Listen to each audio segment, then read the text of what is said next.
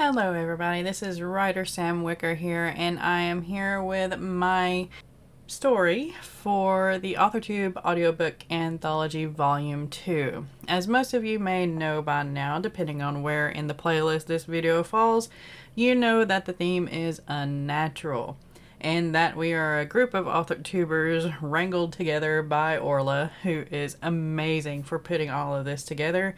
And yes, if you haven't already, make sure to subscribe to her because she is amazing and her videos are amazing and she deserves the love. I want to introduce you to the story that I have prepared for this.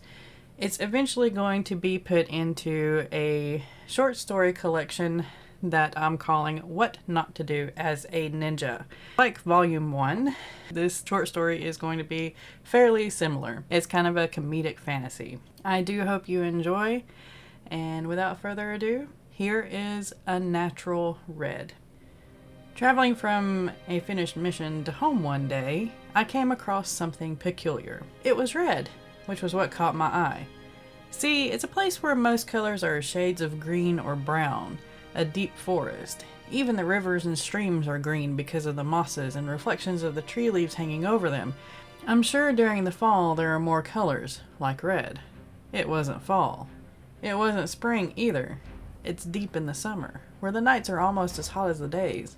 Catching something red usually meant there was a fire or another person in the forest with me. Maybe an animal. Red pandas were cute to come across. Distracting too. It wasn't a natural shade of red by any means.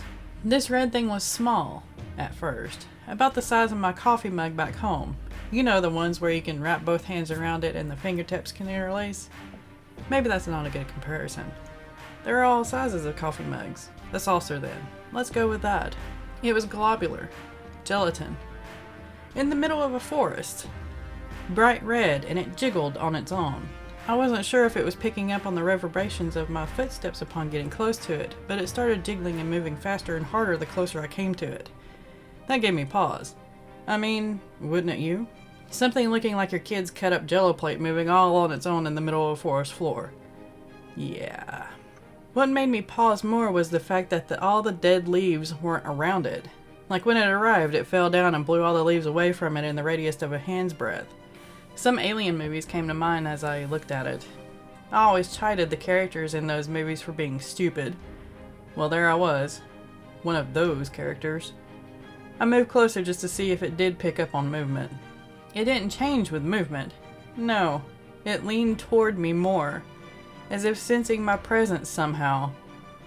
There were no eyes, no mouth, ears, or nose that I could distinguish from the rest of the pile of goo.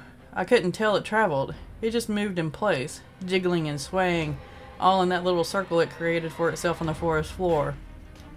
I should leave it alone. It plopped. That plop sound made it grow. It grew towards me, like someone had dumped a spoonful more of it on my side of the growth. It was time to get out of there. I turned and started back down the path I'd been heading. Something on my foot when I set it down gave me yet another pause.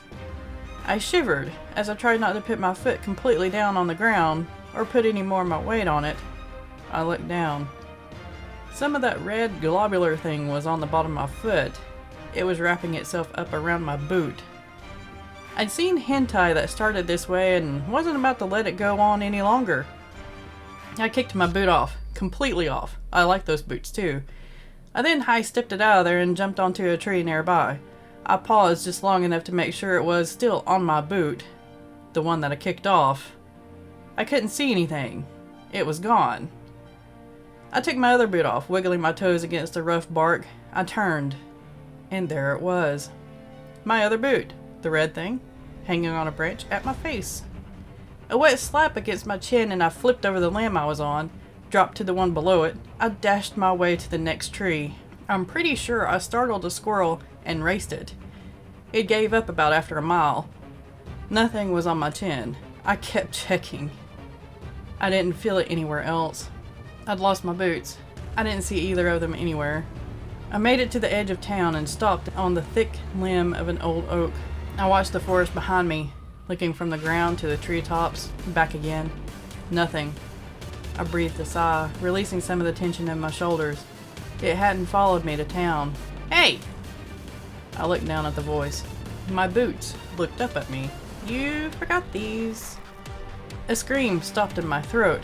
They look expensive. Thought you might need them. The red blob plopped with each word. This is unnatural. Tell me about it. Why would anyone leave such expensive shoes that I just cleaned out of the goodness of my heart while on a forest vacation? Ungrateful, more like. The blob popped, lifting a piece as if waving at me as it disappeared back into the forest. I watched where it left. It disturbed nothing in its wake. My boots were clean from an inspection from my perch. I wasn't about to come down off the limb. I didn't until nightfall. Legs cramping and toes asleep on the tree. I slowly made my way down to the ground as the sun's last rays of light flickered on the horizon. I gathered my boots, ran to town, to my supervisors. I reported my mission and the dangerous blob. Oh, that's Bob. Cody, my supervisor, waved me away. He's the magistrate's new pet that some alchemist made for him. Cleans everything in its path. Nothing to worry about. A week later, I met with Bob again. I was on a message mission for the magistrate. I apologized. I bowed. I apologized again. I tried not to cringe as there were more than one of those things crawling over the people at the magistrate's office. It was too much of an unnatural scene. As soon as I got the coded message, I ran out of there with my boots on. Thank you for listening to Unnatural Read. Make sure to follow the rest of the playlist and listen to the rest of the stories. I hope you have a great day, and I hope you have enjoyed all the stories, and be sure to go thank Orla for organizing all of this. It's been amazing. As always, be kind to one another, smile about something today, and stay creative.